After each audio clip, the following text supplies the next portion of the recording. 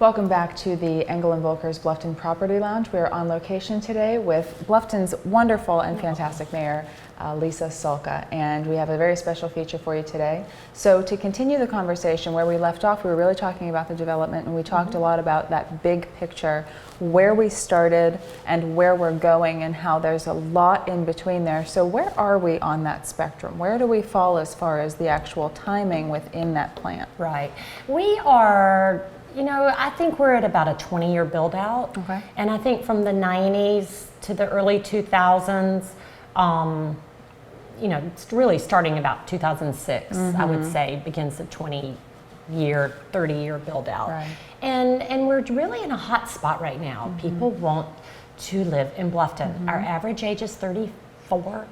We have wonderful opportunities for jobs with Evacor, with BFG, with Gulfstream, with Boeing. And I say Gulfstream because it's 30 minutes from here. Oh, exactly. So you see a lot of activity in our historic district, which we built up for that reason, for a place, for everyone, really for our 54 square miles, but for anyone to have a true place.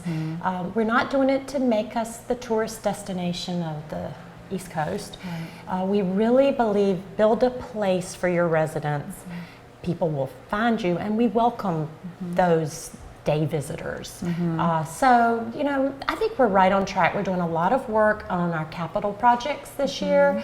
And we have a couple going on right now. We have a lot going on. Like I said earlier, we purchased some property. We've got to move that out of 5 years or so for completion, but May River Streetscape, Melanchamp, a little changing on Bluffton Road, even though that's not our road, but DOT has allowed us to add lights and some lining of crossing over and just to make it safe. Right.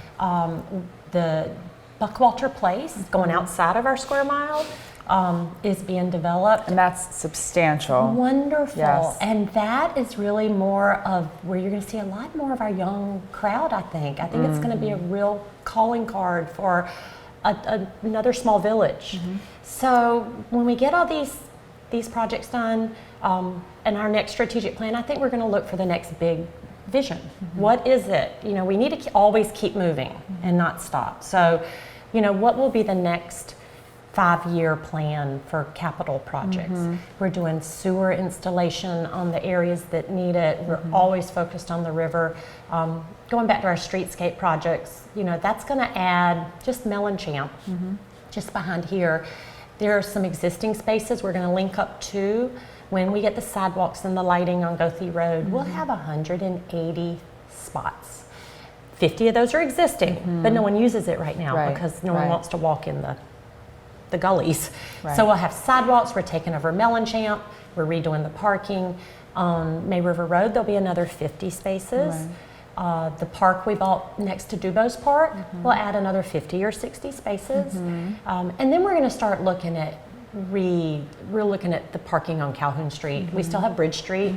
If you look at it from the above, there are definitely areas we can start enhancing that and increasing some of the ability for people to find spaces close to where they want to shop.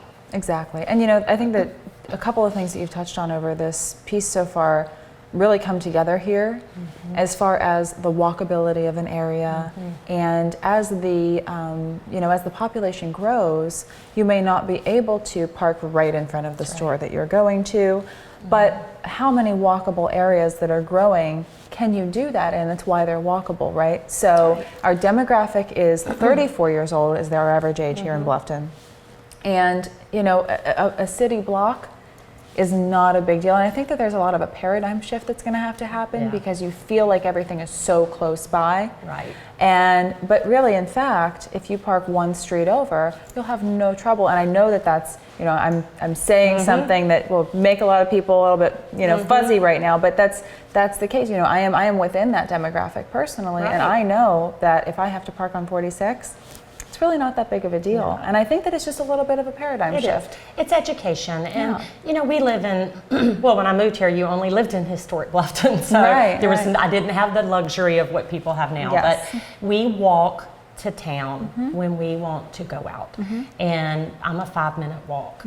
And it is absolutely the shift to, well, going back to that, it's a safe town. We have community policing. Our officers believe in that, and that's officers on a Segway or walking or on a bike all over town. But there's a group that's focused on the historic section. Right. So it is parking a block over. Just park the first place you see and enjoy the walk. It is not a town if you feel you need to park in front of the store you want to go into. And I don't know that I hate that, because I like how we are working through our Old Town Master Plan. Right. I feel sorry for those that have to have that so they can experience They our can town. enjoy all that there is to enjoy, That's because right. it's not just about that location, it's That's right. about the experience of Old Town. It's taking and people surrounding areas. from the river to the ball fields. Exactly. And everywhere east and west. Exactly, exactly. So, you know, we do hope to see more people on foot, on bike even. You know, we're a very bike friendly place, and that's continuing to become more Right. true every day as well. But sort of switching gears for a little bit. So, you know, the area is really growing. It's becoming kind of a hub of medical industry as well. I mean, there's a lot of that coming in, and I know that from the corridor, really from Charleston to Savannah, which, as you said, we're the dash, we're the bridge, that even goes all the way up there, right? right. So right. there's a lot going on here. A lot of entrepreneurs in this town. Yes. Our Don Ryan Center for Innovation just merged with our Public Development Corporation, and that is the economic development arm for our town. But we do not see barriers. We feel we will bring in the region, especially with the business incubator. At Buckwalter Place, we'll have a 3,000 square foot space given to us by that developer to really open that up, to bring in healthcare, to keep the jobs that are here. Exactly. We need to focus on the companies who've invested in here and thank them, and a lot of people don't do that.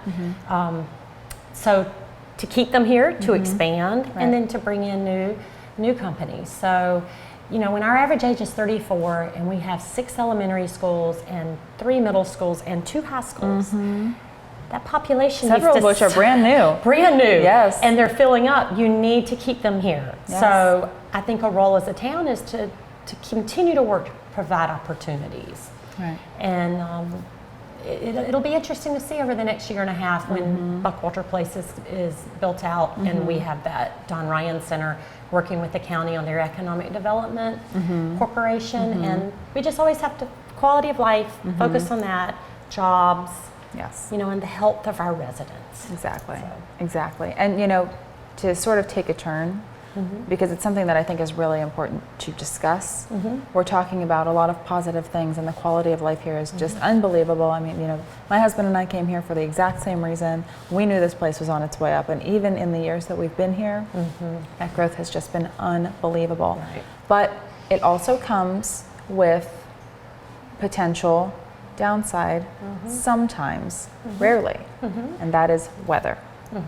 We're Yes. in a coastal area, right? Yeah. And you and I were both in the same industry, you know, and right. you know, you've got to talk to your clients about if you're in a, you know, C zone, which for the viewers that aren't aware of what that is, essentially it's a great flood zone to be in. Right. You don't necessarily need to have flood insurance, though of course I'm sure we would both recommend you get it anyway. Peace of mind insurance. Exactly. But the fact of the matter is, there is no such thing as an absolute flood-free coastal area. So let's talk a little bit about that, and about, you know, while you're out and you're enjoying your life and enjoying your day, we're now entering hurricane season That's for right. this year. That's right. And it's important to be aware of what you would do if that day was not as beautiful as this day. Well, and the day before the hurricane hit, it was as beautiful as this day. And it gave false security to our residents. I Yes. stayed. And I knew I was going to remember. stay. I stayed, and as a realtor Yes. in my other world, I Yes. know how you need to keep people focused and updated. And I think just the marketing in me, and it's really the way, it's my personality. I need to let people know what's going on. Yeah. I don't think you can find one person who stayed last October that will ever stay again, and that was a heavy category 1, which should not have, you know, it caused damage. Yeah. So we are going through a series of workshops. The next one will be May 31st, and we'll do more with the Bluffton Police Department and with the county. And where are those workshops located? At the Bluffton Police Department. Okay, at they're at the Buckwalter. police department. Go to our Town of Bluffton Facebook page for any update. Like it, you'll be updated on everything that speaks to this, and just be careful and know we can get hit by a hurricane. It Yes. happened last October, Yes. and we're here to help and educate.